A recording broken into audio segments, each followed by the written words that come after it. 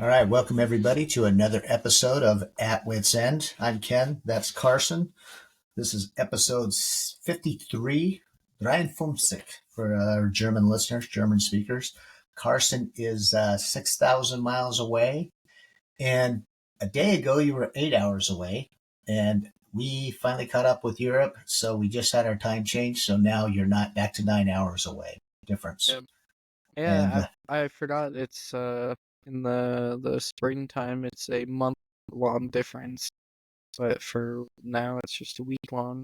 Yeah, and for those of you that don't know, I was just in Austria, so it did throw me off the day I woke up, and I thought I've been last few days I've been going places an hour ahead of time, I guess. But then I realized because nobody really announced it, nobody said anything, and then I looked at my phone and I said, "Oh, the time's wrong." And in today's world, time changes are very automatic, even there's not many manual clocks. So Yeah, exactly. granted, So we have a lot of watches, so yeah, that's and that was one of the that's purposes of the trip too. We added to the watch collection while we're there. One unusual one is right behind me. It's a member of the Stone board, exclusive watch that was the given vice to me. president. Yes, I'm a vice president of the board of Stone. No, just kidding, but they did give me a watch, so I'm very happy. Thanks, Hans. Anyway, kind of a unusual weekend. We're back at it. F1 in San Paulo today. It's sunny here. It's sunny in Linz, Austria. You're in Upper Austria, but in Brazil, it was quite rainy. It was an interesting race. I will say for me, it was kind of exciting. For you, not a good day. Carson's a McLaren fan, so they pretty much had a shit day. And Max solidified his championship with today's race, I believe. He didn't solidify it, but He's got definitely it. made it. Yeah, he'd have to made it F near up big time. impossible. Yeah, yeah. So, Yeah. well, yeah. But hey, But Alpine yeah, who? podium, Alpine. Thank you. Yeah, sorry Alpine. about that, you Euros. I But mean, that is just proper pronunciation. I don't know why you just can say Alpine. probably because they're very rarely on the podium. So it was a Yeah. big day for the team. Two French drivers too. So that was pretty historic. You know, it's I think they said it's the first time two French drivers were on the podium since like 1997. Yeah, I can't remember who they said the last two were. So the French must be very happy today. So good for them. Two French drivers that don't really like each other very much, but It's funny they did say that they were going to party together because they both won, and even though they don't like each other. But yeah, a lot of changes in F1. It's going to make Vegas interesting, and that's really it. yeah, I guess it makes Vegas less interesting that Max won. I think the Vegas race officials would be hoping for um closer result, or the script that was originally written, Lando winning the race and Max coming in 10th or below, because then it would make Vegas much more interesting. But it's going to make Vegas interesting as far as the team championship. Yeah. I mean, that's throughout the year. Let's face it, last year everybody knew the results. It was kind of just a race. There wasn't really a whole lot at stake. Yeah, but yeah, it's been actually good F1 season so far. I think Lando is kind of, disappointed. He should have definitely been closer to Max at this point. Yeah, he's had out some of it. struggles, and I think his team didn't do the best for him. I think it's been mostly on Lando's shoulders, but I think also McLaren hasn't helped him much as they could have probably. But yeah, it is what it is, and McLaren is in the driver's seat for the constructor, so the team. I will say it was fun watching the Alpine team as they announced that it's basically they got $50 million today for that. Yeah. That's a lot of money in the bank. That's if it stays as it is. Now the Alpine, Haas, and I think the Racing Bulls are within 5 points of each other. Yeah. And Alpine has consistently been lower than Haas and RB, so gotta root for Haas. Probably won't stay there. Gotta root for Haas. Haas has been performing really well up until this weekend. Yeah, had been on a pretty hot streak. So America's team. anyway, Well, speaking of which, I mean, part of the trip was to go see JKU, America's team. But I do want to say I also had a bad weekend in football. Your team let me down. SC. The SC game kind of reminded me of the JKU game. yeah, I mean, yeah, just SC and Virginia Tech both Yeah, I horrible forgot about weekends. Virginia Tech. Yeah, I mean, look. Here's and the thing with they Virginia looked Tech. good. Here's the thing. I get they had a backup quarterback. They didn't have their star running back, so their top two offensive production players weren't in.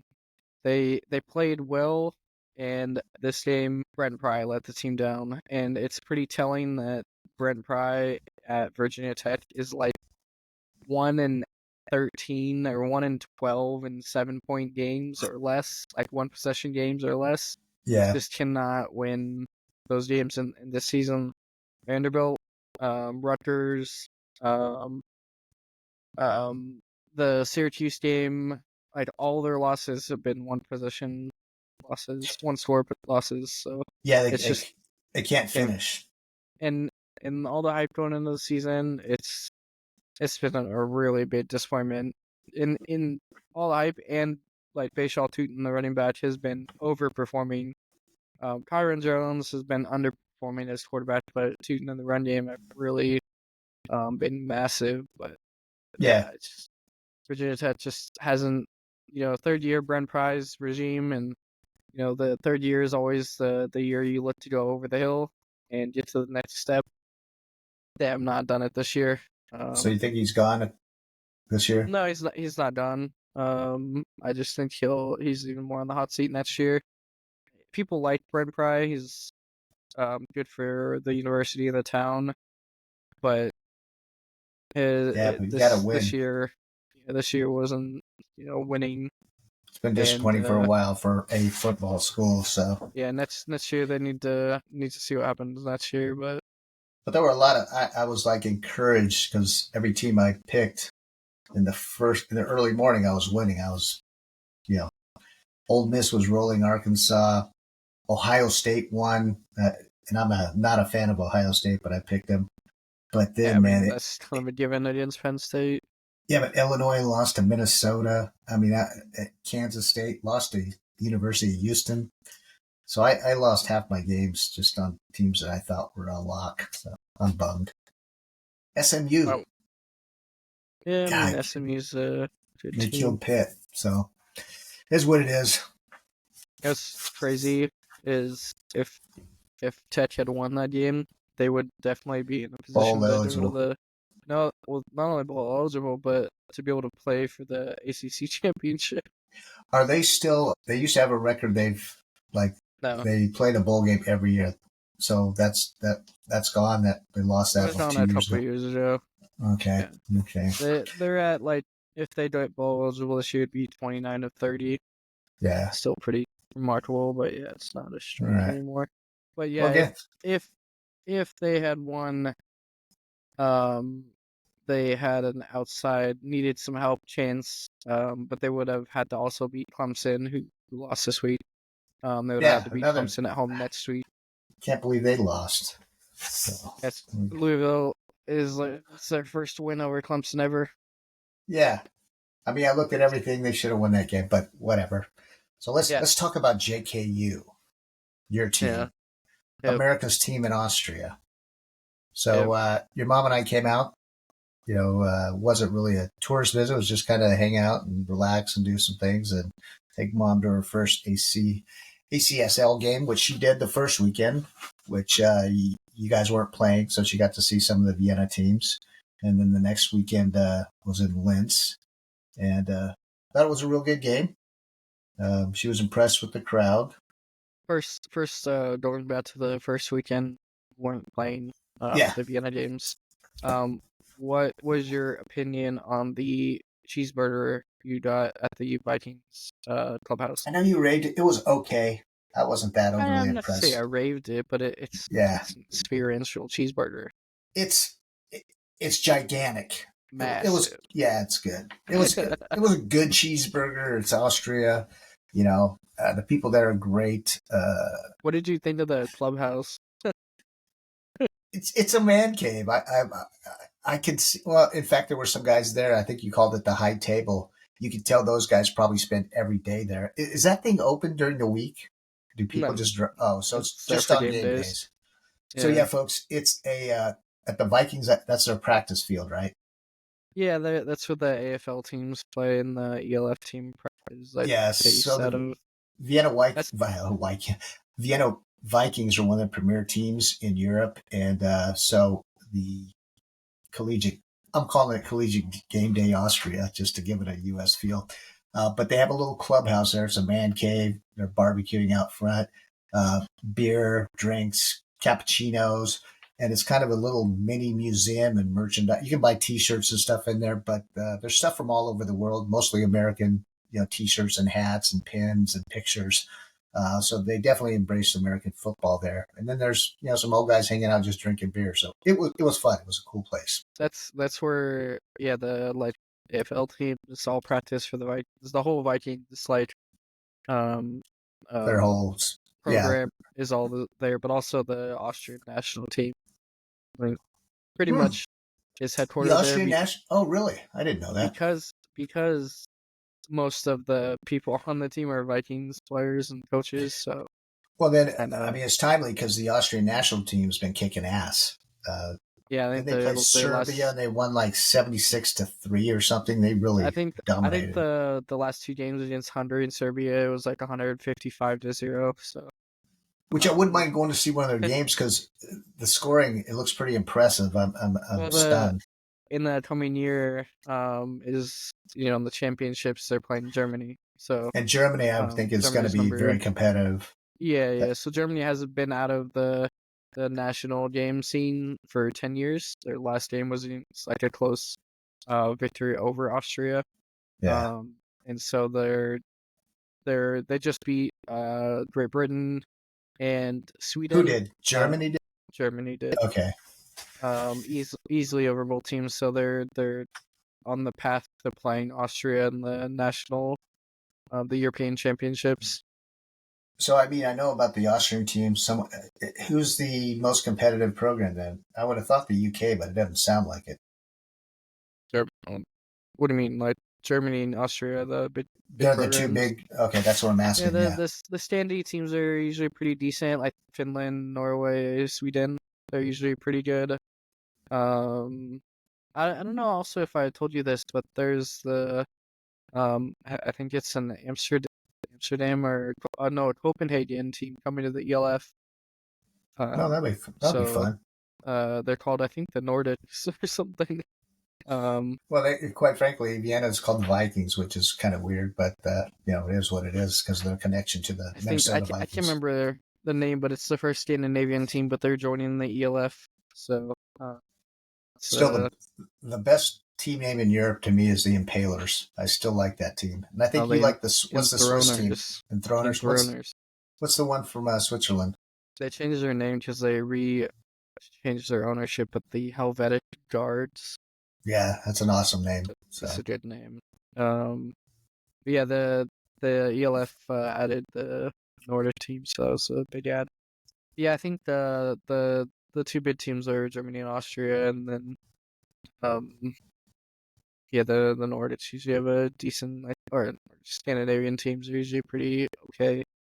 I don't think any of the other countries are usually too much better. You think yeah, Great Britain would be, but well, just because uh, NFL they're keeps not playing good. there and they have a pretty good fan base. They have a So collegiate program too. they do. Yeah, there's a collegiate program in Do the they just Great Britain. play in Great Britain? Yeah. So But that'd be kind of cool colleges, if the ACSL grows and continues to grow, and eventually you do have a European championship, collegiate yeah, championship. that'd So be cool. Um, yeah. So back to JKU. ACSL stuff. The Yaku. So yeah, so we played. What was it? October 26th. Mm-hmm. Against the JKU robots. Exactly a year to the day since we played them for our inaugural game. In Vienna. So what was the Um, score of the inaugural game? well, I was gonna ask you because I coached it. So, what was the score? All I know is you got your ass kicked, but was it 46? Yeah, 46-0. Yeah, so. I mean, first game ever for most of the players and me as a coach. So Yeah, I think you guys surprised everybody with this game. I mean, they were kind of stunned. If you guys had pulled off the victory, it would have been a big we haven't even set. talked about it. So Oh, okay. talked about the games. Yeah, during in the game, it was a lot different. Um, we changed how we approached it, at least offensively. I won't speak for our defense because I coached the offense, but one year later, the guys kind of know what more or less what they're doing, know how to play football at this point, and know Yeah. know Hey, the speed of the game and kind of somewhat used to it. So that's they kind can of they can give a off the hit. They can shoulders. accept a hit a little bit more. Yeah, so it's that is kind of out of the way and no longer first time on the field or anything playing against someone. So kind of used to it at this point. This will be now their sixth game as a team. Um, so still obviously not a lot of games, but 6 games, 6 games. So they're somewhat used to football and not brand new to the sport. And been practicing and scrimmaging for the better Mm-hmm. part of 2 years. But yeah, for offensively, changed the philosophy a lot. Um, and came with the whole new offense, a whole new mindset of what we were trying to do. Tried to offensively help our defense more and control the game a little bit more. Um, Play to our strengths, which interestingly enough, I don't know if it's as common in our league, but I think our strength is our offensive line. Um, Yeah. we have a lot of decently sized guys that know what they're doing, and so we built around that. And I think we did pretty well. Um, you know, Passing game we kind of shrugged off a little bit, um, and didn't throw the ball very great. So Yeah. we had timely throws on occasion. Um, Throwing was not our primary part of our game. We were a running team, so Yeah. that was kind of our Sugar, your starting quarterback. focus. He had a couple of passes that were dropped that were right in the guy's hands. Yeah, so I personally, I think we dropped 2 or 3 touchdowns. Yeah, you did. Um, so I think that was not great. So the chances were there. We're also pretty limited, so Sugar was I kind of not full health, so was his legs were not full go, so it kind of limited our capabilities in the passing game as well. Mm-hmm. Uh, and just like personnel wise, we didn't have a ton of personnel, so um, but I think we had some solid stuff, and then we missed our big chances. Like every big chance we had, I think we missed. We missed some big chances, and then not obviously you can't speak for the defense, but there were a couple. They gave up a couple of big plays, um, especially late in the Yeah, game. the defensive story was that and I do all the stats for our team too, so this is just looking from a stat perspective. Um, and like what I saw in the game, I don't know their game plan or anything. Or like I know our kind of base defense and everything, but I don't know the details and everything. But stat wise, how it played out to me was they gave up a lot of yards. The robots had like over 400 yards of offense. Um, but Most of that was passing, though, right? no, it was about even. Hmm. More a little bit more passing than rushing. But the 3 touchdowns were all 3 long passing plays, and they had multiple possessions where they did get the ball into our side of the field and then stalled out, Hmm. and then we forced like turnaround downs a few times. We should So point out to the people robots stayed in. the score of the game was 24-21, so they won by a field goal. We're getting there. Well, you got to. I mean, you're talking about scoring, so yeah. Yeah, but I was getting to that point. Okay. Um, yeah, we lost by 3. Um, but like they moved the ball quite well, but they didn't always finish. And their 3 finish stuff were One pass was, a deep ball from like the 40 or 30-yard line. One Mm-hmm. pass was at the end of the first half, from like the 50. And then another pass was in the fourth quarter, and that was like a 71-yard touchdown that ended up being the game winner. That was the So killer. that was kind of their their three bid plays. They made three bid plays in their passing game. We made 0 bid plays in our passing game. We had some running bid plays, which I'm happy about. Yeah, Yeah, I mean, your run game was pretty, I thought, pretty impressive considering where it you was started a so year ago. yeah, it was. I think we needed to get a little bit more consistent on our run game. I think our one thing I didn't like about our run game was that we would have big run plays, but then we'd like lose 2 or 3 yards on play. Yeah, I didn't want. We had too many negative run plays, which I didn't necessarily like, obviously. But then we had a lot of big run plays to kind of make it up. I think we ended up running for about 240 yards in total. Pretty yeah, satisfied. it was unusual. The line was blocking well, opening up holes. Then you're right. Like the next play, they just let him through. They shoot the Yeah, and gap, and I don't know if they it's get Sugar in the backfield or right when he was handing off for like a 2 yard yeah. loss. Yeah, I think it was just a combo of like sometimes our running backs misunderstood. This is like on me coaching them, but misunderstood kind of how they should approach a block. One of the things I always and if you ask any of my players this, the thing I stress the most is upfield, upfield, upfield. Like, Mm-hmm. never trying to play horizontally, because horizontal means negative in football. So always downfield running, and that's where we got caught out quite a few times. We'd get a guy like kicked out on the block, and we'd try and go around a kick out, which is the opposite of what you want to do. You never want to go Yeah, around a kick out block. It's the opposite of how the blocking works. So that's where we got kind of starting out a couple times in a couple like pat handoffs or low snaps. And you'll get those, and I can accept a couple of them, but I think we just had too many of those. you did the stat. We did. What was the turnover count? I don't think you had many turnovers that I We had remember. two interceptions, 2 interceptions, but no fumbles. no fumbles. Yeah, we Yeah, get close on a couple, but we had a fumbled snap, no fumbles from any ball carriers, so that was good. Yeah, that was kind of the big things. I think. Well, overall, I mean, I was really satisfied with our running game. Um, I again, like I said, I would like to be a little bit more consistent. Goal is to hit 300 yards rushing in a game. That'd be yeah. nice.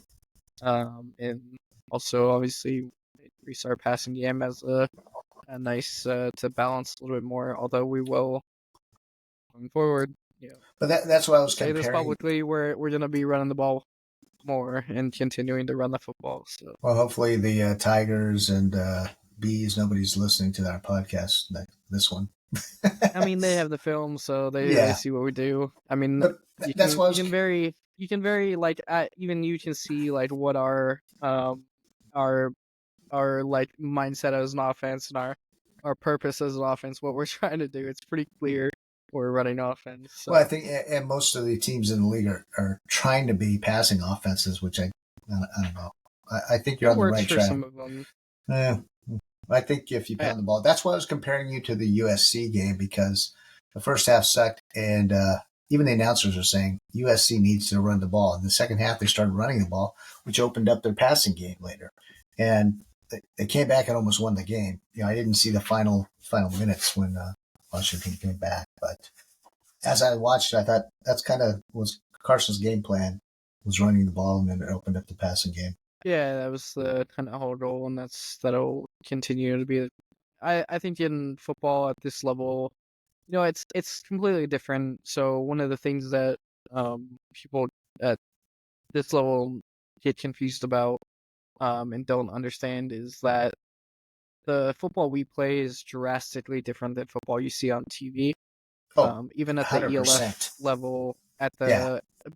ELF, college, an NFL, even high level high school play, like that level of football and the plays that are done there is hugely different, drastically It's much different more than advanced. No, I and agree 100%. but just like conceptually, like stuff can be run there conceptually that doesn't make sense, and the way you offensively work at this level is not the same. Like stuff that works at this level, like works at the higher levels, but like stuff that works at the higher levels won't work at this level. So No, I think at um that the level they're playing at, fundamentals is the key.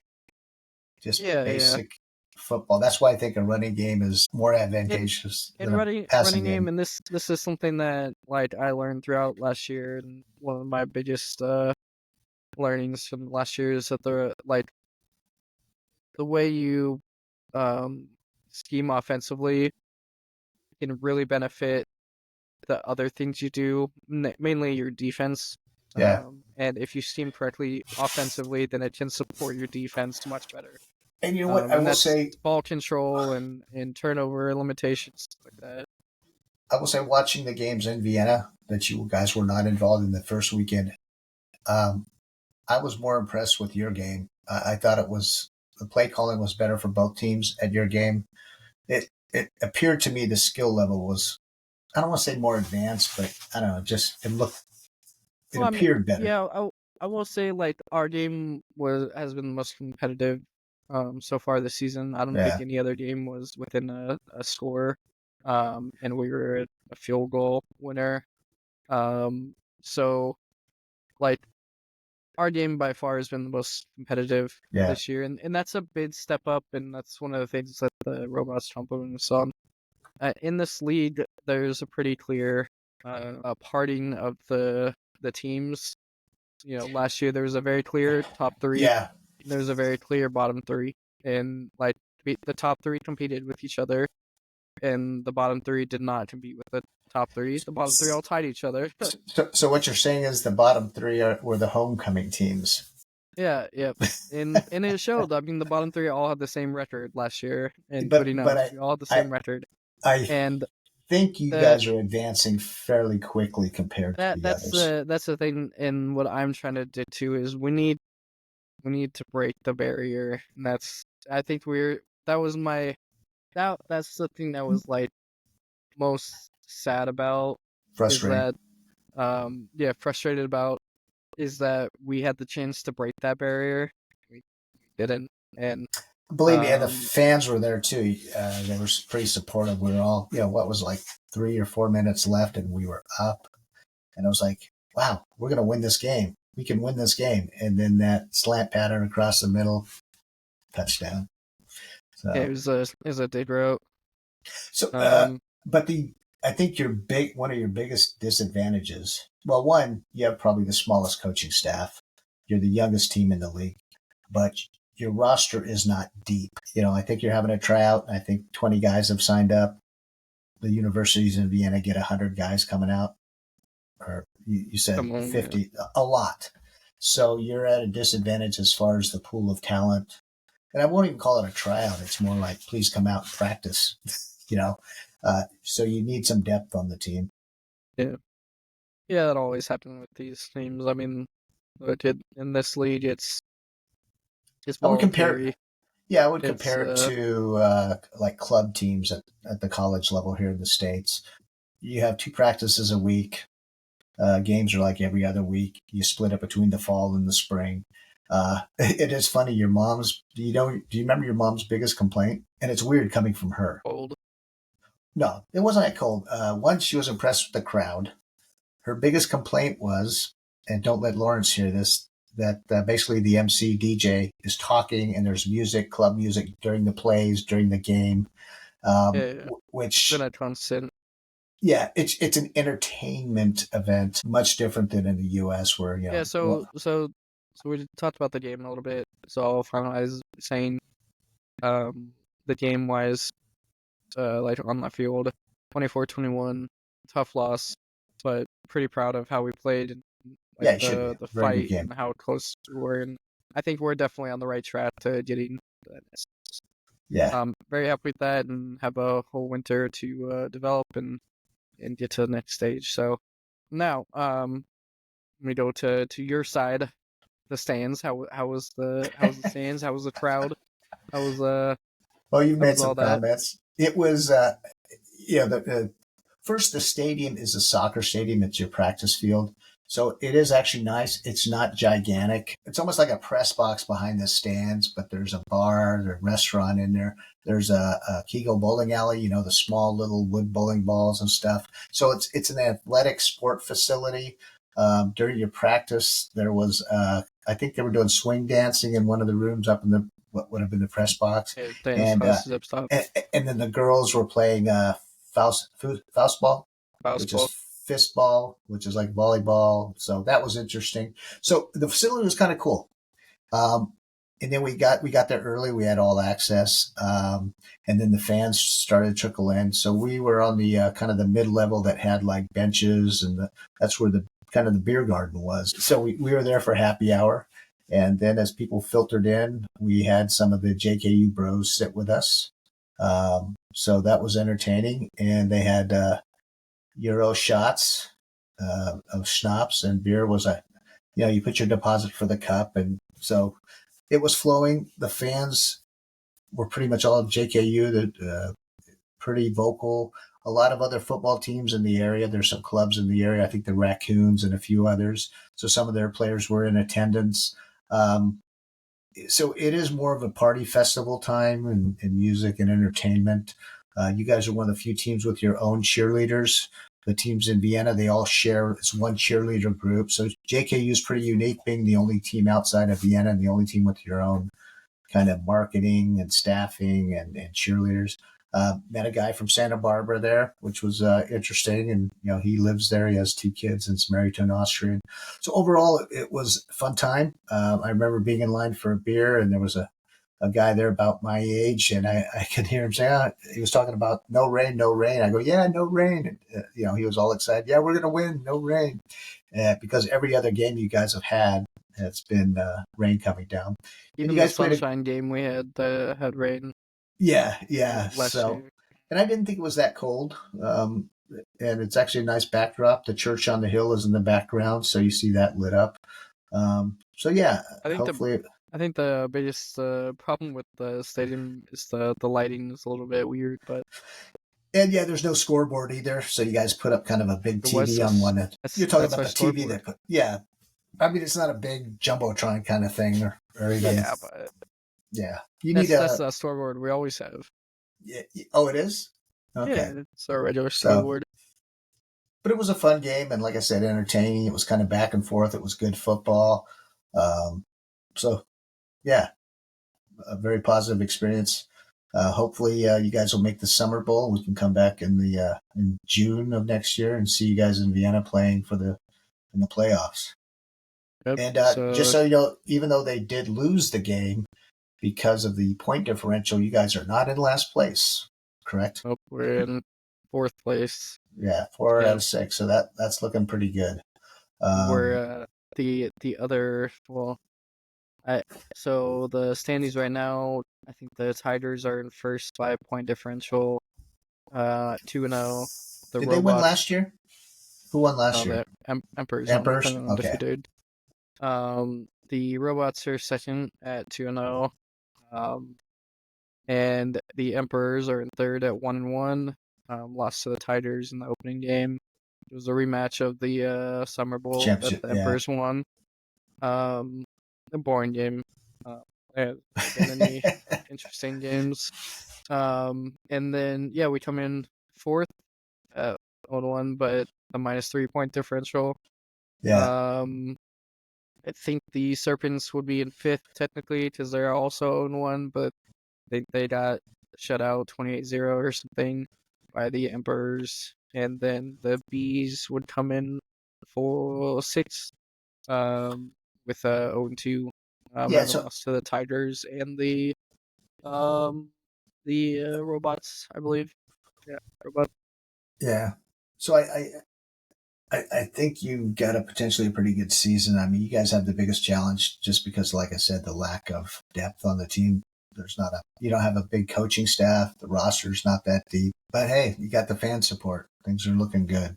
In sport, I think we'll do all right. So hopefully Yeah, pick up a few players and try out and go from there. But yeah, we have a few players that'll come back from injury that have been injured for a while. So yeah. I felt bad for our buddy Leon, with his arm in that mechanical arm or whatever because broken out. What's his elbow, right? I don't even know Yeah, what the official, but yeah, yeah, destroyed his elbow kind of stuff. Yeah. yeah. So But that wasn't the only thing we did while we were there. We took your mom to her first official soccer match, foosball. with the And, Rapid yeah, Wien Rapid Wien, kind of our family's team in Vienna. Um, Actually, I vice got the hat president. on for you. Yeah, Vice President Rapid. So it was a good Yeah, game. Wasn't you sold were in out. the last. No, Yeah, it was but not but sold out. but the ultras were all pretty much there, so it was entertaining for her to see the singing and the signage and all that stuff. And Yeah, that was unfortunately the same weekend as well. It would have been cool to have to go to gone to see Graz. the Graz Derby because the Graz Derby was insane. Yeah, I know we've mentioned it Pyro before. and The Derby or Derbies is usually crosstown rivals, the big rivalry game. And another large city in Austria is Graz. And I consider it similar to Linz in that it's more of an industrial town. It's a university town. But you had some players from your team actually go there for the Derby and said it was pretty it's a wild. big derby. It was the first one in the Austrian Bundesliga, like top level in 17 years for that city. So the fans don't like each other, and a lot of pyro, It a would have lot of been good to go to that fireworks, game. Yeah. legit fireworks. So it was a wild atmosphere. Which is If still you, amazing to me because of the pyrotechnics of it in the States. I mean, you would be in jail for that because, I mean, oh, it, yeah, you this would is think it'd highly be, coordinated. but still the danger, I don't know, it's just crazy to me. But it is fun to watch and see. Yeah, I mean it's just so highly coordinated now, and like the ultras kind of police themselves in a way. So Yeah. um, yeah, that was the Rapid match was fun time. I will say, and I mentioned it to you about the tickets, probably the best seats, Oh, comfy yeah. wise you've ever had. You gotta Carson admit, is, they're really yeah, comfy. plush They leather have like seats. So. these like very plush leather seats at certain sections of Rapid Stadium, and they're very comfy, and they're just like you can fall asleep in them. They're so comfy. Yeah, yeah. So Um, it was a good match. and So. for like normal seating, it's pretty cool. Yeah, Comfier than like mini it's kind of suites. like the VIP sections that you, but it's Yeah. yeah. So what else? I think that was kind of pretty much the main Yeah, things I sports just wise, those talked were the about. main things. But like we said, it wasn't really a tourist visit. But we did go to our regular stop. We went to Schweitzer House, kind of closed it down for the season. It's now closed until the spring.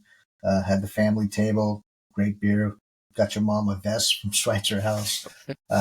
Pig's knuckles, all the food was good. Then you didn't go with us, but we also went out to the Heurigens, which is a district in Vienna with the small house wineries. So we went out there, had some great food, great wine.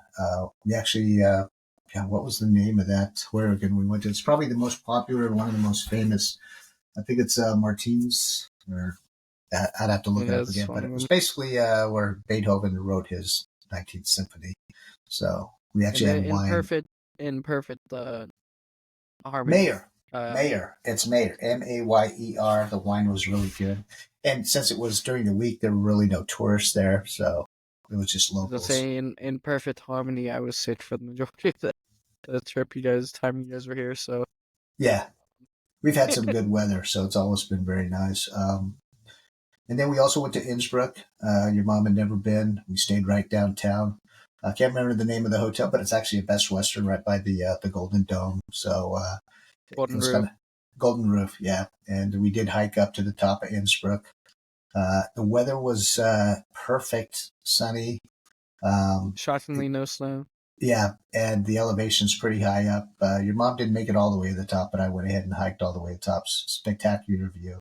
then the next day we basically hiked across to the other side of the city and went up to the Olympic ski ramp. I don't know why you did that. Just because, it's Innsbruck. I think it's more of a thing with Americans. It definitely hasn't been used in a while. And I think one of the reasons we did is when we were going up, there was a little Chinese lady from New Zealand when we were on the top of Innsbruck, and she was traveling alone from New Zealand.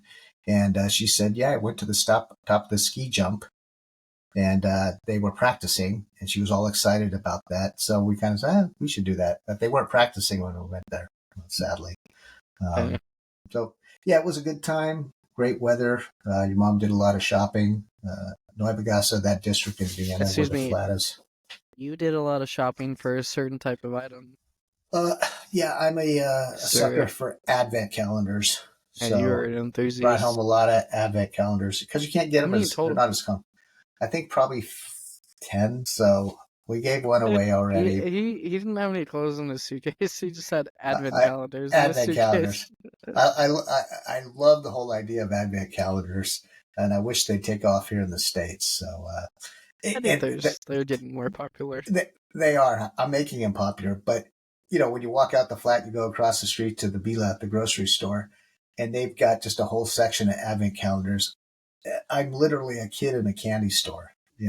I just can't help myself because they're so common. They're reasonably priced, and then although the Christmas markets weren't open, Christmas stuff was starting to filter out. So we got some decorations, wood choo-choo train, for lack of a better thing, to put on the mantle. Brought that home, and then advent calendars. So all in all, it was good. Good trip. Very relaxed, not stressful. So, like I said, hopefully we'll be back in the spring to see some winning football for JKU. It was just more stressful and annoying for me because I was sick and back and forth on the trains and had to work and had football.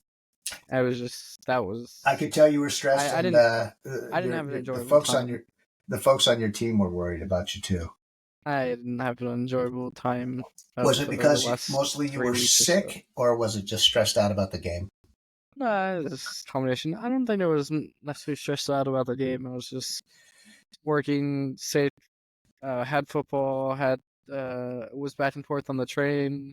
I have not had much time at all to do much of anything, so that's why there hasn't been many episodes of this. And so, Well, there's a lot going on. Do you want to tell people what your next adventure is? No, keep it a surprise, but let's just say Carson's lifelong dream. And we'll say that's not lifelong. Yes, it is. But You've always wanted to go. Yeah. We'll just say that did you know that for the first time in recorded history there was no snow on Mount Fuji for the month of October? I did not know that. Yeah. Big deal. So if I looked at a picture of Mount Fuji, there would not be the white caps on it? No snow on it for October. I find that hard to believe, so I'll have to look that up. I know, it's crazy, right? Recorded history. I will say that at the top of Innsbruck, there was some snow, but not a lot. And it was cold. It was cold and windy because of just the winds at that altitude. Yeah, I went top of Innsbruck. You missed the best part, by the way. You missed the Alpenzoo. But if you don't know what that is, it's an alpine zoo with alpine animals. You get to touch the really expensive, cool sheep. There were kids on the tram though that could go, so we just didn't have time. Yeah. When I went, which was close to Christmas time, I think it was like end of November, early December, like covered in snow. You couldn't actually go up to the top of where you walk to because there's like deep snowpack up there. And so a lot different within a month's time. Well, and I was surprised because a month ago, Austria had that big storm that hit and wiped out a lot of, the rivers were flooding and overflowing. So I thought there'd be more still snow. Affects the trains to this day. Yeah. So, but good, all good trip. I do want to mention one last thing. We had a publicist contact us to have a guest on, but he decided he's done too many podcasts, but I was kind of like thrilled that the guy was interested because we've never had an author on. And so I did buy his book. It's called The Golden Age of Red, and it's by Doug Villard. And I will say it was a good read. I enjoyed it. Make a nice What's Netflix show. Well, I asked you if you knew who Red Grange was, and you knew the name, but you really didn't know much about him. And then, last week when 2 weeks ago.